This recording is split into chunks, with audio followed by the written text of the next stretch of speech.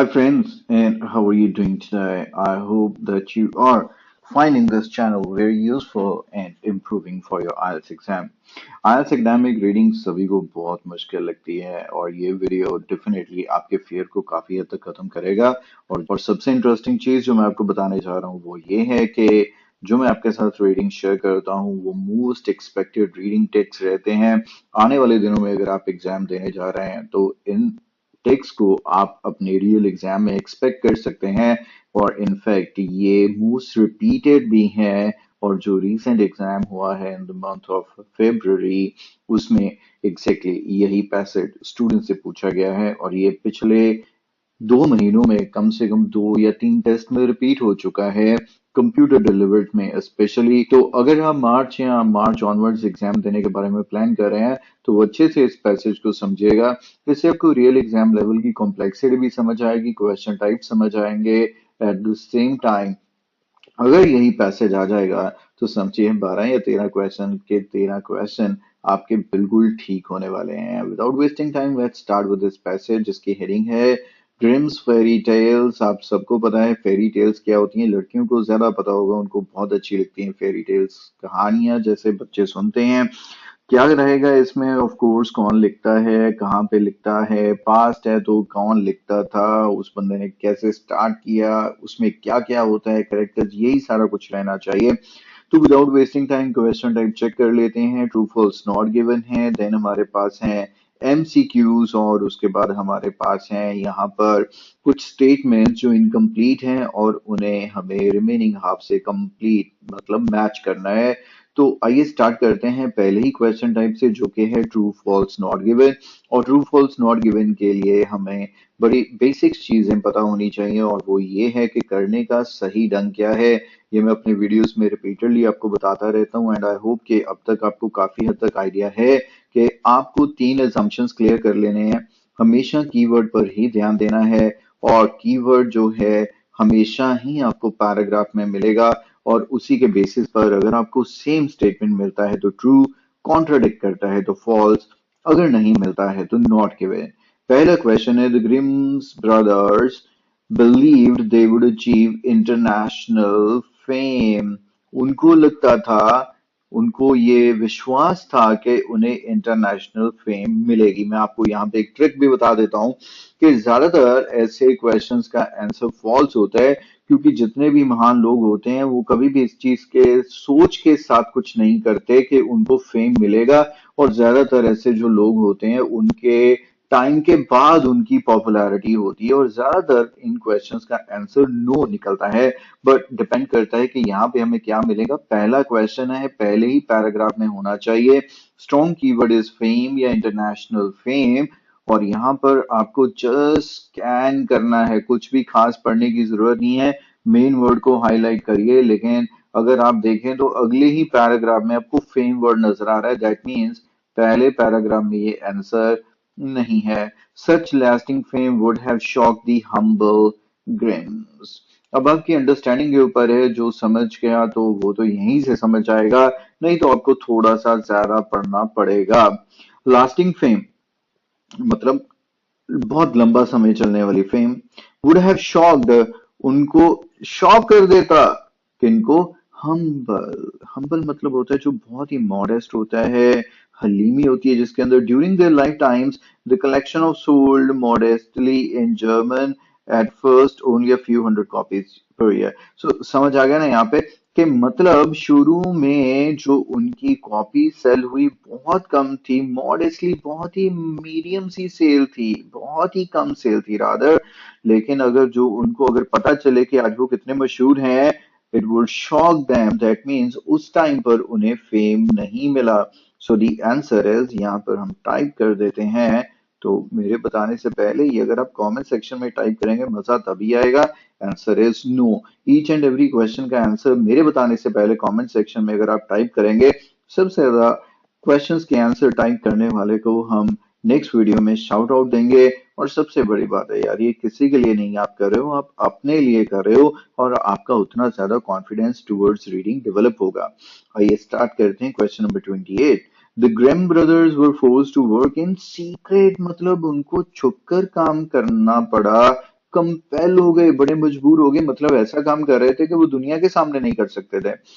देख लेते हैं रिमेनिंग हाफ में है या नहीं, क्योंकि अदरवाइज जितना लंबा पैराग्राफ होगा उतने ही लंबे पैराग्राफ्स के जंप रहेंगे। और यहाँ पे देखिए ABCDEFG, oh my God 9 paragraphs हैं, तो चांसेस बहुत हाई रहते हैं कि पूरा जो टेक्स्ट हो वो स्कैटर्ड रहे। हम सॉरी, जो क्वेश्चंस हैं वो स्कैटर्ड रहे पूरे टेक्स्ट में, जिसकी वजह से एट एन एवरेज एक पैराग्राफ में एक ही आंसर मिलता है। फिर भी हमें सीक्रेट या फोर्स टू वर्क की बात करनी है। They began work in Germany, overrun by French, Napoleon. Intent was suppressing local culture. ये वही चीज है, यहाँ पर तो उसकी इंटरनेशनल फेम की बात हो गई, ठीक है ना। For much 19th century, teacher, parent, religious figure, particularly ये deplored Grimm's collection for its raw, uncivilized content. Okay, deplore होता है criticize करना, मतलब उसके वर्क को क्रिटिसाइज किया। Offended adults object to the gruesome punishment inflicted on the stories villains villains in the original. Stepmother is forced to dance, blah blah blah. Even today some prospective parents shy. तो यहाँ पर देखिए शाय लोग शाये कर रहे हैं। उसका कंटेंट थोड़ा सा एडल्ट था, gruesome, मतलब देखते अब बहुत ज्यादा दिमाग खराब हो जाना, मतलब वो जैसे वहां पर होता है ना, और अरब कंट्रीज में तो अभी भी ऐसे होता है, चौक में उसका गला काट देना, ये कर देना, वो कर देना, दैट्स gruesome। तो यहाँ पर ये सारी चीजें उसकी थी, जिसकी वजह से आज तक भी पेरेंट्स जो हैं, वो प्रोटेक्टेड पेरेंट्स जो हैं, वो शाय फील करते हैं ऐसी स्टोरीज को पढ़ने में। लेकिन ग्रिम ब्रदर्स को सीक्रेटली काम करना पड़ा। मेरे लिखने से पहले अगर कमेंट सेक्शन में लिखने का तो मजा आ जाएगा। Correct answer is not given. अब कुछ स्टूडेंट्स मेरे को कह देते हैं कि सर NG डाल दें, ये डाल दें, वो डाल दें। वैसे आपको कितना सेकंड लगता है अगर पूरा नॉट गिवन लिख देते हो? यहाँ पे लिखा हुआ है नॉट गिवन लिखो। अगर यहाँ पे वो कहेगा NG तो NG लिखो, ठीक है। Next one is some parents today still think Grimm fairy tales are not suitable for children. Some parents still, तो अभी यहां पर आपको क्लियर हो गया कि वो आंसर वाकई नॉट गिवन है, क्योंकि नेक्स्ट पैसेज में ये वाला आंसर हमारा क्लियर हो गया। यही जुलाई में आपके साथ पढ़ रहा था। प्रोटेक्टिव पेरेंट्स, सम पेरेंट्स की बात हो गई। शाय फील करते हैं because their reputation of violence, और उनको लगता है कि जितनी वायलेंस इसके अंदर है, जिसकी वजह से वो इसको पढ़ने में शर्म, मतलब ऑफ कोर्स प्रोटेक्टिव पेरेंट्स की बात हुई है, बच्चों के पॉइंट ऑफ व्यू से ही बात हुई है। And for that reason the answer is, मेरे बताने से पहले टाइप कीजिए, और इन द मीन टाइम मैं भी टाइप कर देता हूं आपके लिए। आंसर इज यहां पर लिखा जाएगा yes. Next is the first edition of Grimm's fairy tales sold more widely in England than in Germany। और आपको सबको अब तक पता है मेरा ट्रिक कि ये आंसर क्या होना चाहिए, एक बार फिर से नॉट गिवन होना चाहिए, क्योंकि यहाँ पर है कंपैरिजन। हाउएवर कंपैरिजन हो भी सकता है, बस डिपेंड करता है, दिया है तो हम पढ़ के लगाएंगे, और अगर नहीं है तो पता चल जाएगा, आंसर नॉट गिवन रहेगा। हमें नंबर देखना है। अभी हम तभी बता पाएंगे कि ज्यादा कॉपीज कहां पर बिके फर्स्ट एडिशन के। वो कह रहा है कि इंग्लैंड में जर्मनी से ज्यादा बिके। नेक्स्ट पैराग्राफ आ गया, यहाँ पर यूरोप की बात हो रही है, और इंग्लिश पब्लिशर, इंग्लिश मतलब इंग्लैंड, यूरोप तो यूरोप तो बहुत बड़ा है। अब जर्मनी मुझे ढूंढना है, अगर मुझे जर्मनी मिल जाए तो फिर भी। Not seen the parents of the work would coincide with great flowering children literature in Europe. High quality picture books such as Jack and the blah blah blah, new literate audience seeking virtuous material for the nursery, uh, which had led originated countries and the incestuous father। काफी negative word है, ये बहुत ही गंदा word है। That's it. मुझे लगता है कि अगले पैराग्राफ में अगर आंसर होना चाहिए था, तो यहाँ पे कुछ भी कंपैरिजन नहीं है कि कहां पर उसका फर्स्ट एडिशन हमें नहीं मिला, और ये कंपैरिजन कि कहां पर जर्मनी ही नहीं रादर मिला, यूरोप जरूर मिला।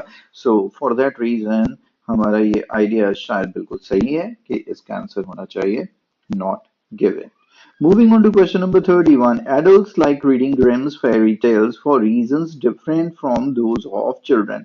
तो यहाँ पर reasons की बात है कि पढ़ता कौन है और क्यों है। ये कह रहे हैं कि वो उन रीजन से हटकर हैं जिन रीजन से बच्चे पढ़ते हैं। तो आइए देखते हैं कि रीजंस वाला पैराग्राफ कहाँ पर है। तो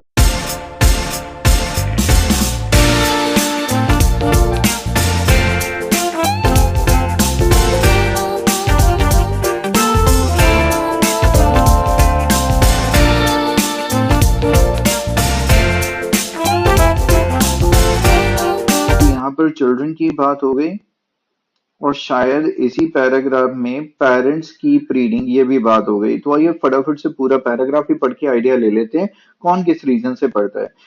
the stories like dreams come true whom handsome lads, beautiful girl, witches, shellfish adults, inevitable that boys and girls fall in love and live happily after.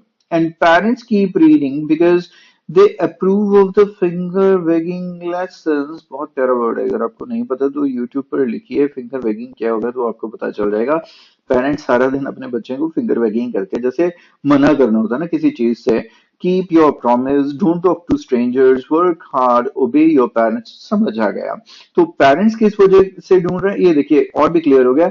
Served as a manual of manners, मतलब कि parents इसका इस्तेमाल करते हैं कि वो उन अपने बच्चों को मैनरिज्म्स समझा सकें, और बच्चे जो हैं ये इन चीजों को मजे के लिए पढ़ते हैं। एंड फॉर दैट रीजन दोनों का जो रीजन है वो डिफरेंट है। एंड उस वजह से आपको क्या लगता है इसका आंसर क्या होगा? अनडाउटेडली यस, क्योंकि उसने भी कहा डिफरेंट रीजन है, हमने भी जब देखे तो वहां पर डिफरेंट रीजन थे। The Grimm brother based the story Cinderella on the life of Dorothea. वह कुछ भी नाम हो कोई फर्क नहीं पड़ता, ज्यादा टाइम मत लगाइए नाम्स को पढ़ने में। नाम्स, वाह क्या इंग्लिश है, नेम्स रादर। तो ये रही आफ्टर 40, इसी का नाम चाहिए था ना मैं। हाँ, वो कह रहा है सिंड्रेला की स्टोरी इस लड़की के नाम पे थी। अगर ये लड़की ही है डोरोथी, डोरोथिया लड़की का नाम ही लग रहा है। Many of the storytellers came to Grimm's house and castle. Brothers particularly welcomed the visit of ये लड़की, a widow, लड़की तो क्या है widow है, who walked to town to sell produce from her garden, and innkeeper's daughter, इन होता है, मैंने अपनी पिछली वीडियो में भी आपको बताया था, चेक कीजिएगा। Women had grown up listening to stories from travelers on the road of Frankfurt। तो ये लड़की क्या करती थी, वो कैसे बड़ी हुई कि वो फ्रैंकफर्ट की सड़कों पर लोगों की कहानियां सुनती थी। Among her treasure was Cinderella। लो जी, तो यहाँ पर क्लियर हो गया कि उसी लड़की के ट्रेजर में, उसके खजाने में उसके बहुत सारी कहानियां थी और उसी में से एक कहानी थी सिंड्रेला। अब आप बताइए आंसर क्या लगाएंगे? मैं जो लिखने वाला हूँ शायद आपको लगे अरे ये क्या लिख दिया, आंसर है इसका नो। आपको लग रहा होगा यस। देखिए वो कह रहा है कि ग्रिम ब्रदर की जो स्टोरी है वो डोरोथिया की लाइफ पर थी। It was not based on the life of that girl, rather it was among one of the stories that were there and that was in the treasure of this girl। मतलब उस लड़की ने कई सौ कहानियां लोगों से सुन रखी थी और वही कहानियां वो आकर इन ग्रिम ब्रदर को सुनाती थी और वो बुक्स लिख देते थे और उनमें से एक कहानी सिंड्रेला की थी, लेकिन it is certainly not based on the life of this girl. आइए मूव ऑन करते हैं एमसीक्यूज पर, जिसमें बहुत ही क्लियरली वो कह रहा है कि पैराग्राफ सी में what changes happened at that time in Europe. Paragraph 4 हमें जाना है पढ़ने और वहां पर देखना है कि वहां पर क्या चेंजेस आए। शायद हमने ये पैराग्राफ पढ़ा है, fourth paragraph, D paragraph. Despite it sometimes Rocky reception आप समझते हैं ना, मतलब ये लोग इजीली एक्सेप्ट नहीं करते थे। Children and house tales gradually took root with the public. धीरे धीरे ये पब्लिक को पसंद आने लगी। हैड नॉट फोरसीन होता है प्रिडिक्ट करना, that the appearance of their work would coincide होता है कि एक काम हुआ साथ के साथ दूसरा काम हो गया, जैसे कोइंसिडेंस होता है with the great flowering of children literature in Europe.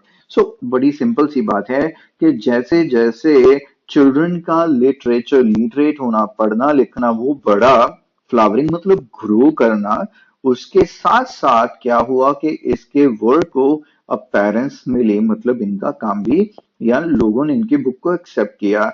Europe की बात है, चेंज क्या हुआ था उस टाइम पर? Literacy level of population increase, काफी हद तक लग रहा है, बाकी चेक करते हैं।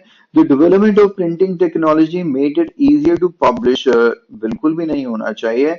वैसे हमने कुछ पब्लिशर की लाइन अगली पढ़ी थी, English publishers led the way, लेकिन ये इंग्लिश पब्लिशर की बात है, फिर भी देख लेते हैं चलो। Led the way issuing high quality book, check and whatsoever, all to satisfy newly literate audience seeking richest material for the nursery. Once again, बिल्कुल सही बात है कि पब्लिशर्स ने भी जो बुक बना दी उससे और क्या हो गया कि ये जो है सेटिस्फाई किया उन्होंने न्यूली लिटरेट ऑडियंस, जो अभी अभी पॉपुलेशन या लोग थे जो वो क्या हुए थे, लिटरेट हुए थे, पढ़ना लिखना सीख गए थे। So it's not about the development और द प्रिंटिंग की टेक्नोलॉजी की बात नहीं कर रहा वो। Schools were open to children, ये बात नहीं है कि स्कूल खुल गए थे, वो ओवरऑल लिटरेसी की बात कर रहे हैं। People were fond of collecting, बिल्कुल गलत है। So as said, जैसे पहला हमारा बिल्कुल उसके साथ मैच कर रहा है, तो पहला ही इसका आंसर रहेगा, क्योंकि यूरोप में क्या चेंज हुआ, यूरोप की पॉपुलेशन पढ़ी लिखी हो गई। So let's move on to the next question, 34. What changes did Grimm's brother make in later edition? तो बाद वाले एडिशन में क्या हुआ, अभी हमने यहाँ पर पढ़ा है, तो देखते हैं कि बाद वाले एडिशन के बारे में क्या बात हुई है। तो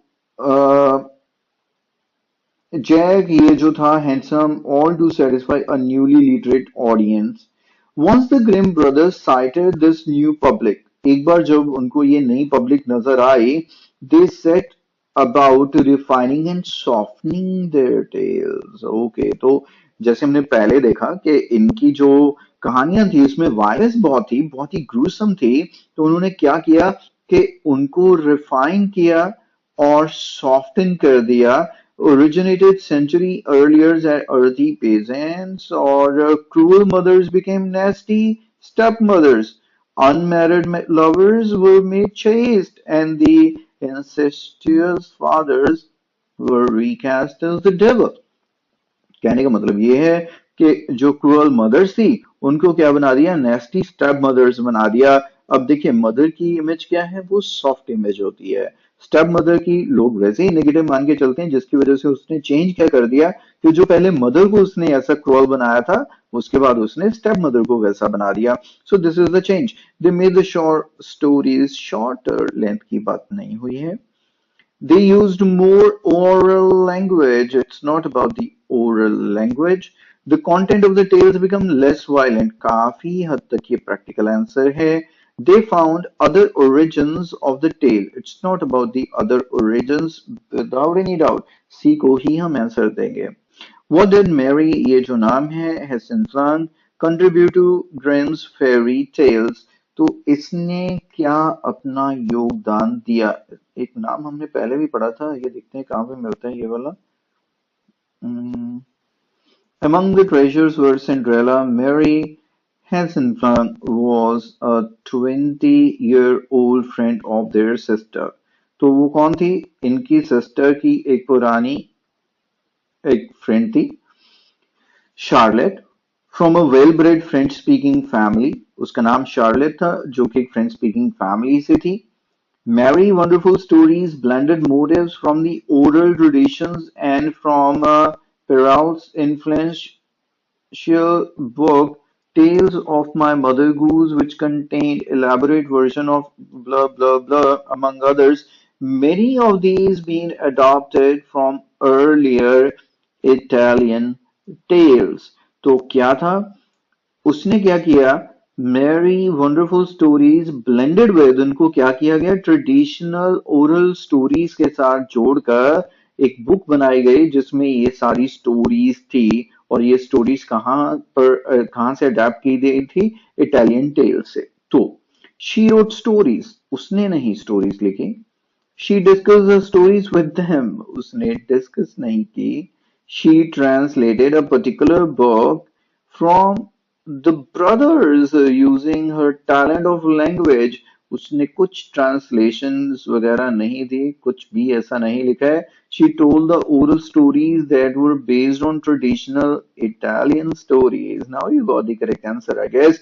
क्योंकि यहाँ पर ओरल ट्रेडिशंस की बात हुई है, दैट मीन्स ओरल स्टोरीज और ट्रेडिशनल इटालियन स्टोरीज। तो उसने यही किया था, उसने ये इटालियन स्टोरीज जो थी उनके ऊपर बेस्ड oral stories उनको बताई थी। So D is the correct answer for question number 35. Moving on. Heinz Rollek said the Grimm's tales are German because the tales dash. तो यहाँ पर हमारे पास कई सारे ऑप्शंस हैं, इनको फटाफट पहले रीड करेंगे हम। Reflect what life was like at that time, मतलब टाइम की बात हो रही है कि उस टाइम पर जिंदगी कैसी थी। Help children deal with the problems, problem strong keyword है कि इससे बच्चे अपने प्रॉब्लम्स को हैंडल कर पाते हैं। डेमोन्स्ट्रेट्स द आउटडेटेड सिस्टम, पुराने सिस्टम की बात हो रही है। Tell of the simplicity of life in German countryside, simplicity और कंट्री साइड मतलब गांव की बात हो रही है। Encourage people to believe that they can do anything मतलब एक कॉन्फिडेंस देने की बात है। Recognise the heroes in the real life, के रियल लाइफ में वो हीरोज को रिकॉग्नाइज करें।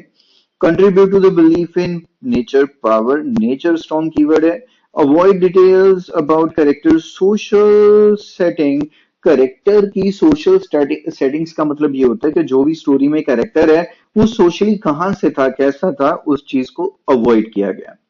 Heinz Rühlig said the German tales are German, Grimm's tales are German because the tales dash, हमें कंप्लीट करना है, इस बंदे को हमें ढूंढना पड़ेगा भाई, और ये बंदा अगले पैराग्राफ में जरूर आना चाहिए जहां तक हमने पढ़ा है उसके आगे। तो यही नाम है ना, हेन्स रोलिक। तो ये एक लाइन पढ़ लेते हैं, यहाँ पर फुल स्टॉप है। Given that the origins of many of the Grimm fairy tale reach out throughout Europe और मिडल ईस्ट और यहाँ तक वो फैली, the question must be how German are the Grimms tales very से। तो question ये है कि जर्मन कैसे हैं ये इसकी टेल्स। तो वो कह रहा है कि love of the underdog, rustic, rustic होता है पिंड, जिवें ਆਪਾਂ ਪਿੰਡੂ ਕਹਿੰਦੇ ਨੇ ਪੰਜਾਬੀ ਚ, ਰਸਟਿਕ आउटफिट, ठीक है, rustic looks, rustic simplicity, creative energy, these are tectonic traits. मुझे नहीं पता ये क्या है, लेकिन ट्रेट्स मतलब कैरेक्टरिस्टिक्स, क्वालिटीज, पहचान किसी चीज की, और वो क्या है, love of the underdog, rustic simplicity, creative energy, और यहां पर डी आपके माइंड में एकदम से हिट किया होगा, सिंप्लिसिटी एंड कंट्री साइड, क्योंकि वो हर एक चीज नहीं बता सकता, जिससे भी मैच कर जाए उसके साथ आपका आंसर जाएगा। Hence Rolex है The Abandoned Children in Tales, तो इसका पैराग्राफ अभी चल रहा है, आगे पढ़ लेते हैं।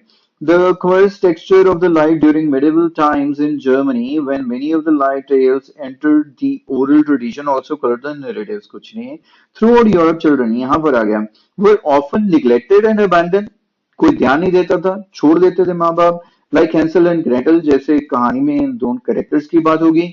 Accused witches were burned at the stake like the evil and the cruelty in the stories was not the Grimm's fantasy, points out it reflected the law and order system of the old times। समझिए बात को, वो कह रहा है कि ये जो चीजें अगर क्रुएल्टी लगती है तो वो क्रुएल्टी नहीं थी, वो उस टाइम के सिस्टम को रिफ्लेक्ट कर रही थी, दिखा रही थी कि उस टाइम पर कैसा था, हालात कैसे थे। सो वंस अगेन टाइम अगर हाईलाइटेड है तो यहाँ पर ये हमारा ऑप्शन था, और इसके लिए हम आंसर देंगे ए, और ये हमारा आंसर था डी। तो A is reflect what life was like at that time, और रिफ्लेक्ट के साथ रिफ्लेक्ट भी मैच करता है अगर चार बैंड वाले क्वेश्चन के हिसाब से करना है आपको तो। Brandon Laurel said the writing style of the Grimm brother is universal because they, और वो कह रहा है कि हर जगह पर इसकी कहानियों को पसंद किया गया, और इसका ये जो तरीका है वो यूनिवर्सल है। वो यूनिवर्सल क्यों है, आइए देखते हैं इसमें उसने क्या कहा। तो इसका नाम अगले पैराग्राफ में आना चाहिए, और ये रहा, और देखो यूनिवर्सल स्टाइल भी आ गया। तो पढ़ते हैं। But that has not stopped the tales from being embarrassed by almost embraced, happily accept कर लेना, by almost every culture and nationality. What accounts for this enduring popularity? आगे बताएगा points out universal style of writing you have no concrete description of the land और clothes और forest और the castles. So यहाँ पर वो चीज clear होगी अगर आपके माइंड में आ जाएगी। तो हमने पढ़ा था इसके बारे में कि यहाँ पर कोई भी सोशल सेटिंग्स नहीं है। वो ये नहीं बताता कि वो लोग कहाँ के थे, जिस वजह से जो भी पढ़ता था उसको शायद लगता होगा कि ये हमारे लोगों की ही बात हो रही है। तो without any doubt the answer has to be H. Let's move on, and we are left with two questions only. Jack Zepps said the pursuit of happiness in the tale means they। तो happiness के लिए हम जो भी करते हैं, right? So that is a pursuit, and the pursuit of happiness in the tales means they। क्या? तो यहीं पर मिलना चाहिए या अगले पैराग्राफ में? जैक हमें मिलेगा शायद अगले पैराग्राफ में, नहीं ये रहा। Now, details allow us to express our utopian longings, expectations जैसे होती हैं, desire होता है। Complete phrase tests capture the rustic vigor of the original text. They show us striving for happiness. ये आ गया हमारा pursuit of happiness that none of us knows, but that we sense is possible. We can identify with the heroes of the tales and become in our mind the masters and mistresses of our own destinies। वो क्या कह रहा है, आपको समझ आया कि happiness कहाँ से है? बहुत सिंपल लैंग्वेज आइडेंटिफाई कीजिए, मुश्किल वर्ड जितने भी लगते हैं तो देखिए कि वो लिखे भी नहीं हुए हैं, लेकिन वी कैन, हम क्या कर सकते हैं? We can identify the heroes of the tales and become in our mind, we can our mind own destinies। तो आपको यहाँ पर भी आइडिया हो गया होगा कि क्या आंसर होना चाहिए। अब आप में से शायद कुछ कहेंगे F, recognise the heroes in real life. तो हम रियल लाइफ के हीरोज को रिकॉग्नाइज नहीं करना चाह रहे, अपने दिमाग के साथ एसोसिएट कीजिए। तो encourage people to believe they can do anything। Yes, so it is about within their own, वो अपने डेस्टिनी तक पहुंच सकते हैं। ब्रूनो ये जो नाम है said the therapeutic value of the tales means that the fairy tales। तो सेम ही कुछ आना चाहिए अगले पैराग्राफ में, और इस बंदे का नाम ये रहा। कॉलिंग ग्रेट कंफर्टर, बहुत कंफर्ट मिलती है जैसे आपकी कोई थेरेपी कर रहा हो। बाय कॉन्फ्रंटिंग फियर एंड फोबियाज, डर के सामना होता है। हार्टलेस स्टेप मदर्स, ये वो सब कुछ, their anxiety. Theory continues to be hotly debated, but most young readers aren't interested in exercising their unconsciousness। लेकिन फिर भी ये नहीं है कि जो रीडर्स हैं वो अपनी अनकॉन्शियस को एक्सरसाइज करते हैं। मान लीजिए नहीं समझ आ रहा आपको, the Grimm tale in fact please is an infinite number of ways something about them seems to mirror whatever mood or interest we bring to our reading of them। The flexibility of interpretation suits them for almost any time and any culture। तो अब बताइए कि आपके mind को क्या लगता है कि क्या आंसर होना चाहिए? तो यहाँ पर सबसे पहली बात तो यहीं पे स्ट्रॉन्ग कीवर्ड था, ग्रेट कंफर्टर थे। ठीक है, फिर भी वो क्या कह रहा है कि रीडर्स क्या है, वो अनकॉन्शियसनेस का इस्तेमाल नहीं करते, वो क्या करते हैं, फैक्ट प्लीज खुश करते हैं अपने आप को इन्फिनिट नंबर ऑफ वेज से, और जो भी उनका मूड और इंटरेस्ट होता है उसको फ्लेक्सिबली वो कर लेते हैं चेंज किसी भी टाइम और किसी भी कल्चर से। And for that reason B is the correct answer, help children deal with their problems. And that's it. तो ये था कंप्लीट टेक्स्ट और इसका explanation, and I hope you really enjoyed this video. और भी बहुत सारे ऐसे टेक्स्ट पैसेजेस जो आने वाले एग्जाम में आपके लिए बहुत इंपॉर्टेंट रहेंगे, मैं आने वाले टाइम में लाता रहूंगा। एंड हम आपके लिए एक बहुत ही इंटरेस्टिंग और बहुत ही कॉस्ट फ्रेंडली कोर्स लाने जा रहे हैं, जिसकी डिटेल मैं अगले वीडियो में आपके साथ शेयर करूंगा। So stay tuned and continue watching, and subscribe the channel now if you haven't done so far। Thanks for watching the video, dear. Bye for now।